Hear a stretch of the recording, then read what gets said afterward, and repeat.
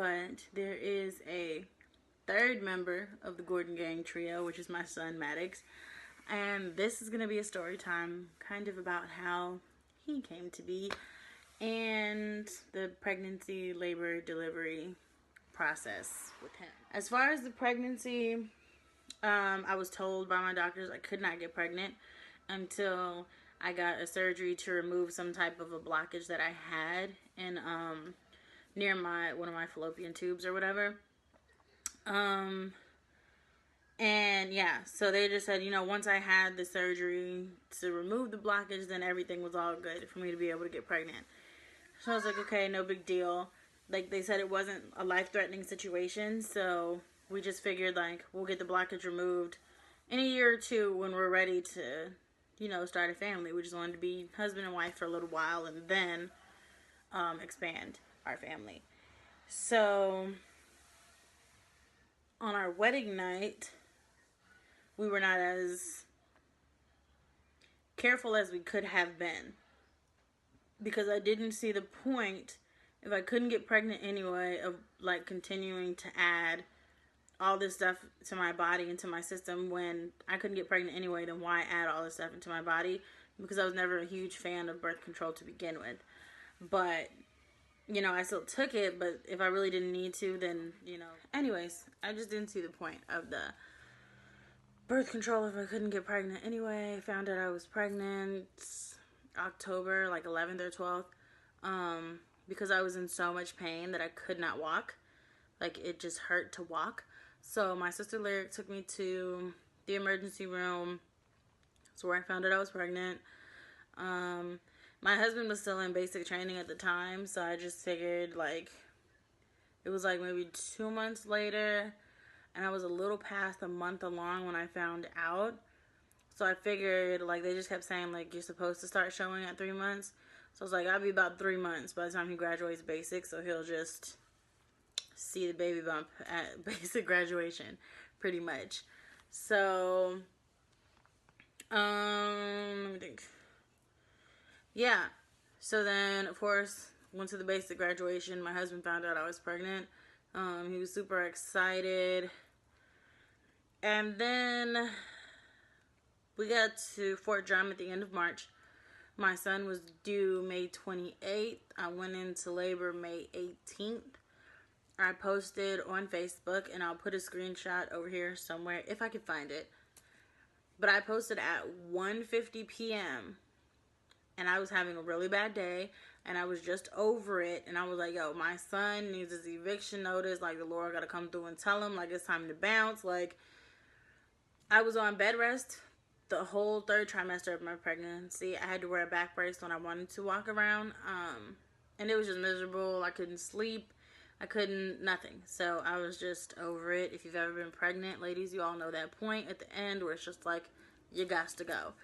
So once I posted that, it was at 1:50 p.m. on May 18th. My son was born at 1:50 a.m. May 19th.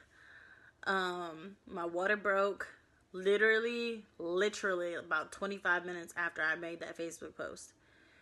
I called my husband, couldn't reach him, called his sergeant, said he was doing some type of field exercise, and that he was about 45 minutes away from here. So then I waited, because when I called the hospital, they said, it was going to take a while. Like, it wasn't just going to be, like, ready to go. So I waited for my husband to come. His sergeant called him, sent him home. He came to get me. We went to the hospital, found out I couldn't eat. I was really devastated by that because I hadn't eaten all day. My husband hadn't eaten all day either from doing those field exercises.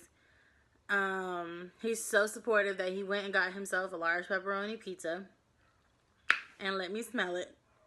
And then that was probably the first time, like, in our marriage relationship, that I was pretty sure I was gonna end his life. Like, I was so hungry, and he had the audacity to order himself a pizza. So I had him and his pizza removed from my room because I was not having it. And then after he ate his pizza, he came back. I wanted to do a water birth. It was not, like, relaxing and tranquil and blah, blah, blah like it was supposed to be. They moved me to a hospital bed because after like 4 hours, like I was still at 1 centimeter.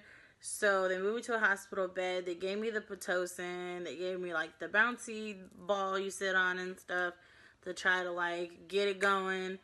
At 10 hours, I was at 2 centimeters, like 10 hours into labor. At like 10 hours and 20 minutes maybe, they checked his heart rate. It had dropped like drastically, and at 10:30 they were willing me back to do a C-section. They said that they would go get my husband once he was like in the little gown and the thing, and he would meet me back there. I don't know if it was a miscommunication or what. It never happened. Nobody ever went to go get him, so he kind of missed like the moment that my son came into this world. But when I got back there and they did like the numbing part of it with my legs, like my torso, my chest, like everything, it was okay. I was fine. My throat, like when I couldn't feel myself swallow, I then panicked. I don't like anything like numbing that puts you to sleep, makes you feel weird. I don't like any of that kind of stuff. So once I couldn't feel myself swallow, I had a panic attack, like a legit panic attack, like shaking my head because I couldn't move the rest of my body, like screaming, like I was upset, crying, because I really thought like I'm just gonna die. I can't feel myself swallow. I can't swallow. And once I felt like I couldn't swallow, I felt like I couldn't breathe, and it was ugly. So they put me to sleep and started the C-section.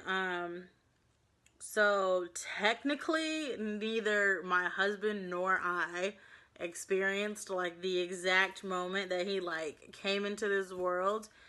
And I do think that like labor and delivery processes and stories have something to do with who you are as a person. And I honestly think because neither of his parents witnessed him like coming into the world is why he is such an independent kid now. Like, he's super independent. He doesn't like anybody to like be all lovey-dovey and cuddling him and picking him up and none of that. He's super independent. He is like a 30-year-old, 2-year-old. Like, seriously. So, I think that's why. Just the energy of how he was born. And so, he's just a really independent person. So, of course, I was asleep. So, I found out all the details later when they were going through, like, paperwork and what happened in the procedure and whatever. So, they cut me horizontally, like normal C-section situation. They couldn't reach him for whatever reason. I don't know why. Like, I literally have a super short torso.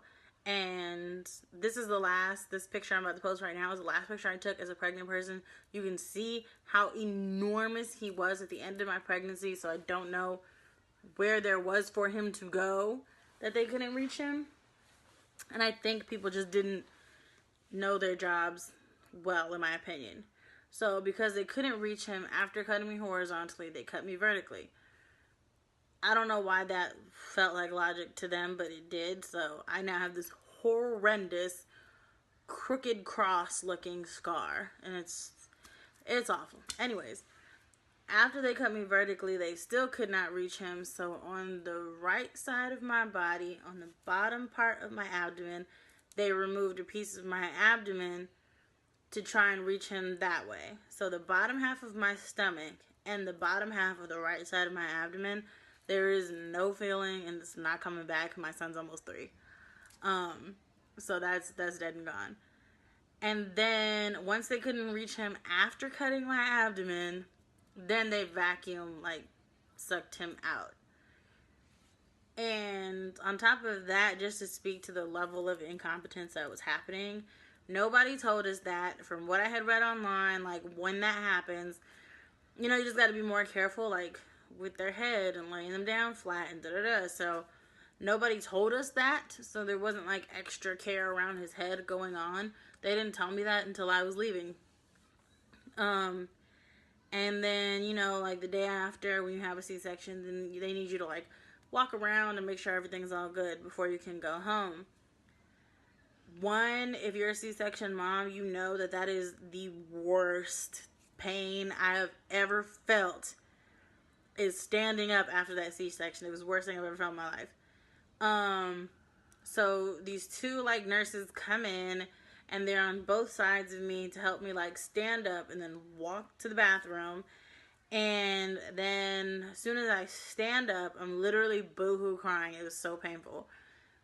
Somebody else comes in and says that I was not supposed to like be walking or whatever, not that soon, because of the multiple incisions.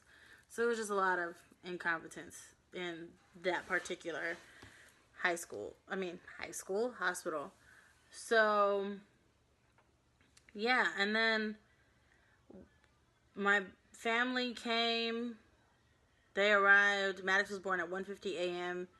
May 19, 2016. My family got there probably like 2:30. Like they had just barely missed it. And they stayed for like 4 days, 4 or 5 days, which was super helpful. My mom. Anyways, the point is, I think Maddox was just like beyond meant to be.